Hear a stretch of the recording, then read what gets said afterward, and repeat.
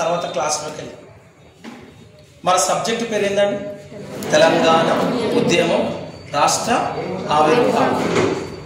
ఎన్ని మార్క్స్ వస్తాయి దీనికి అంటే 150 మార్కులు వస్తాయి. ఎన్ని మార్కులు వస్తాయి? 150 మార్కులు వస్తాయి. ఏముంది సార్ ఈ 150 మార్కులు ఏం చదవాలి అంటే 1948 నుండి 2014 మధ్య కాలంలో ఏమేం జరిగిందో వాటన్నిటిపైన నీకు అవగాహన ఉండాలి. ఎప్పటి నుండి? 1948 నుండి 2014 మధ్య కాలంలో జరిగినటువంటి విషయాలపైన నీకు అవగాహన ఉంటే ఎన్ని మార్కులు వచ్చినట్టు? 150 మార్కులు వచ్చినట్టు. మీరు గ్రూప్ 1 చదివినా, గ్రూప్ 2 చదివినా, గ్రూప్ 3 చదివినా, గ్రూప్ 4 చదివినా, ఎస్ఐ, కానిస్టేబుల్, టీఎస్పీఎస్సీ కావచ్చు, ఇతరత్ర బోర్డులు కావచ్చు, మీరు ఏ కాంపిటేటివ్ ఎగ్జామ్ రాసినా ఖచ్చితంగా ఉపయోగపడే సబ్జెక్టు తెలంగాణ ఉద్యమం రాష్ట్ర ఆవిర్భావం. అసలు తెలంగాణ అంటేనే ఉద్యమాల చరిత్ర.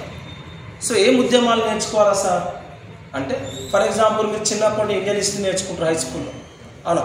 ఆ హై స్కూల్లో మీకు ఏముంటుంది? గాంధీ తాత చేసినటువంటి ఉప్పు సత్యాగ్రహం ఏంది, చంపారన్ ఉద్యమం ఏంది, అలహాబాద్ బిల్లు కార్మికుల కోసం ఏంది, ఖేడా ఉద్యమం ఏంది, అవునా? ఇట్లాంటి విషయాలన్నింటిపై మీకు అవగాహన ఉంటుంది. మన సబ్జెక్టు కొత్త సబ్జెక్టు, మనకు తెలియని మన చరిత్ర. మనకు తెలియని మన చరిత్ర అంటే మన చుట్టుపక్కలనే జరిగింది కానీ మనకు మాత్రం తెలియదు. ఏం జరిగింది సార్ ఈ హైదరాబాద్ అన్నాం, ఇప్పుడు దీన్ని తెలంగాణ అంటున్నాం. ఏం జరిగింది ఇక్కడ అంటే అనేక ఉద్యమాలు జరిగింది. ఏంది సార్ అనేక ఉద్యమాలు అంటే 1857లో హైదరాబాద్ స్వతంత్ర సంగ్రామం జరిగింది.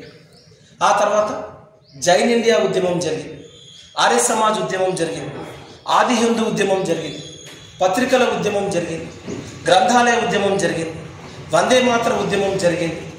అంతేకాకుండా ముల్కీ ఉద్యమం జరిగింది. ప్రపంచ చరిత్రలో ఎక్కడ జరిగిన ఉద్యమం ముల్కీ ఉద్యమం జరిగింది. హైదరాబాద్లోనే జరిగినటువంటి అతిపెద్ద ఉద్యమం 1969 తెలంగాణ తొలిదశ ఉద్యమం జరిగింది.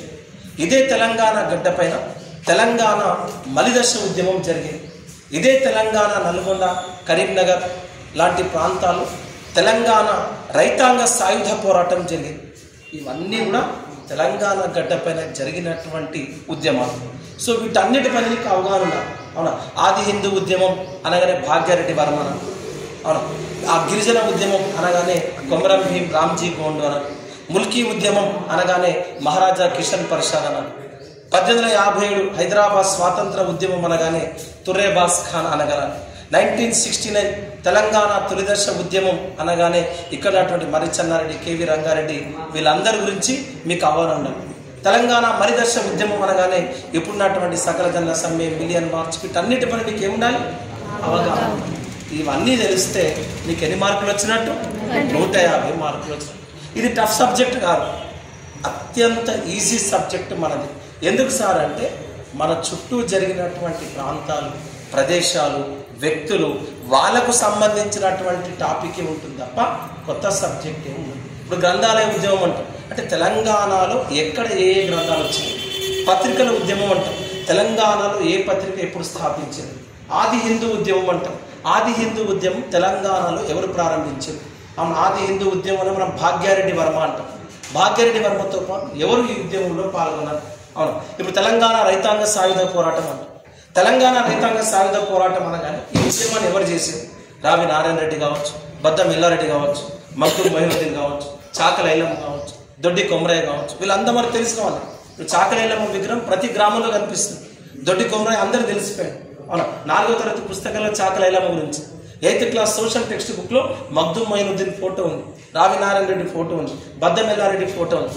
10th క్లాస్ పుస్తకాల్లో జయశంకర్ సార్ గురించి, జయశంకర్ చేసినటువంటి ఇడ్లీ సాంబార్ గో బ్యాక్ ఉద్యమం పైన మనకు అన్ని క్లాసెస్ ఉన్నాయి. అంటే నువ్వు కాంపిటేటివ్ కోచింగ్కి వచ్చే ముందు అప్పుడు మనం చదువుకున్నప్పుడు ఈ సిలబస్ లేదు.